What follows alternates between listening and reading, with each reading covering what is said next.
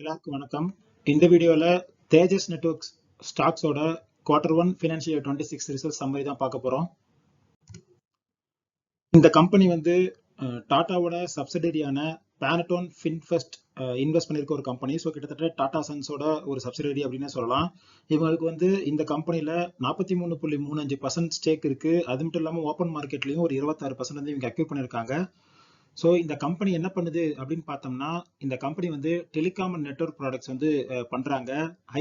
High speed communication networks எல்லாத்துலேயுமே வந்து இவங்க வந்து டிசைன், டெவலப்மெண்ட், மேனுஃபேக்சரிங் இது எல்லாமே பண்றாங்க.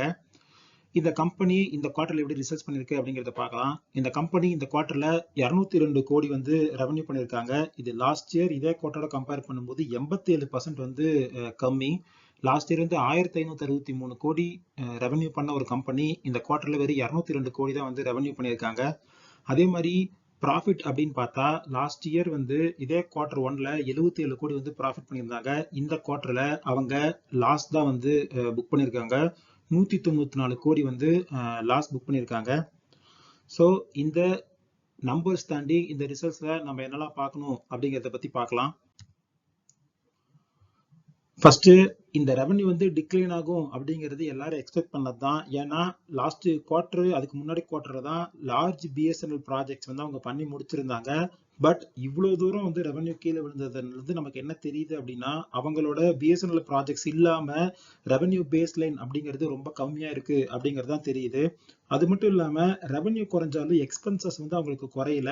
அதுக்கு முக்கியமான காரணம் அவங்களோட ஃபிக்ஸ்டு காஸ்ட் பேஸ் வந்து ரொம்ப ஹையா இருக்கு. அதாவது எம்ப்ளாயி, ஃபினான்ஸ், அப்புறம் வந்து டிசைன் அண்ட் அனாலிசிஸ் இந்த மாதிரி இருக்கு. இதுல காஸ்ட் வந்து ரொம்ப அதிகமா இருக்கு. ஸோ அந்த ஃபிக்ஸ்டு காஸ்ட் அதிகமா இருக்கிறதுனால தான் ரெவன்யூ குறைஞ்ச உடனே ப்ராஃபிட் வந்து ரொம்ப நெகட்டிவ்ல போய் லாஸ் புக் பண்ணிட்டாங்க.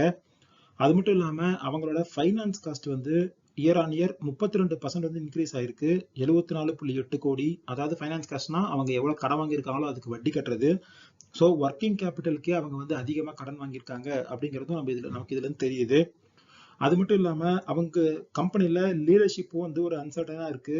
அந்த கம்பெனியோட CEO and chief supply chain officer 2 பேருமே வந்து ரிசைன் பண்ணியிருக்காங்க. ஸோ கம்பெனி வந்து ஒரு டிரான்சாக்ஷனல் ஃபார்ம்ல இருக்கும்போது இந்த மாதிரி லீடர்ஷிப்ல வந்து அன்சர்டினிட்டிஸ் இருக்கிறது அப்படிங்கிறதும் நம்ம வந்து நெகட்டிவா தான் பார்க்க முடியும்.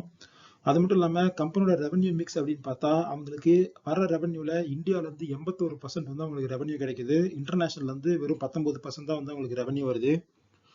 இதெல்லாம் இந்த கம்பெனிஸ்ல இருக்க இஷ்யூஸ் எல்லாம் பார்த்தோம். பாசிட்டிவா பார்க்கணும் இந்த கம்பெனில அப்படின்னா அவங்களோட கிராஸ் மார்ஜின் வந்து இம்ப்ரூவ் ஆயிருக்கு. 20% வந்து 42% எக்ஸ்க்ளூடிங் பிஎஸ்என்எல்.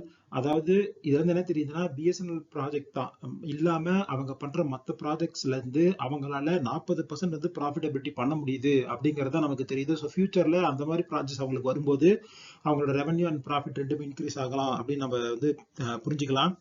அது மட்டும் இல்லாம ஃபார்வர்ட் ரெவன்யூவா 1526 கோடி வந்து ஒரு ஆட் ஆன் பிஎஸ்என்எல் ஆஃபர் வந்து அவங்களுக்கு கிடைச்சிருக்கு. ஸோ ரெவன்யூ வந்து நெக்ஸ்ட் குவார்டர்ல கொஞ்சம் நல்லா இருக்கும் இந்த ஆஃபர்னால அப்படிங்கிறதும் நம்ம வந்து ஒரு பாசிட்டிவா பார்க்கலாம்.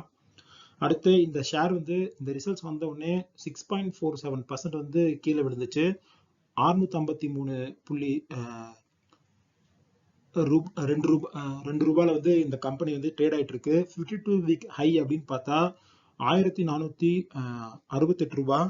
ஸோ இந்த கம்பெனி வந்து இப்பயுமே ஹை வேல்யூவேஷன்ல தான் இருக்கு.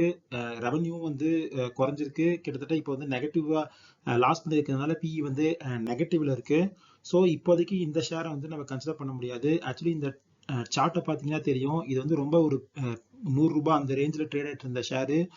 இந்த டாடா வந்து இதை அக்யூர் பண்ணி அதுக்கப்புறம் இந்த பிசினஸ் ரன் ஆக ஆரம்பிச்சதுக்கு அப்புறம் பயங்கரமா பீக் அடிச்சு 52 வீக் ஐயா 1468 ரூபா வரைக்கும் போச்சு.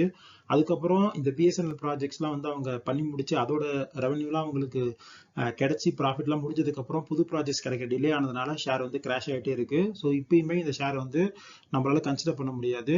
ஃபியூச்சர்ல இதோட ஜேர்னி எப்படி இருக்கு, எப்படி வந்து அவங்க பிஎஸ்என்எல் இல்லாம மற்ற ப்ராஜெக்ட்ஸ்ல எவ்வளவு வந்து அவங்க எடுக்கிறாங்க, அதில் எப்படி ரெவன்யூ பண்றாங்க அப்படிங்கிறத பார்த்து தான் நாம் ஒரு முடிவுக்கு வர முடியும்.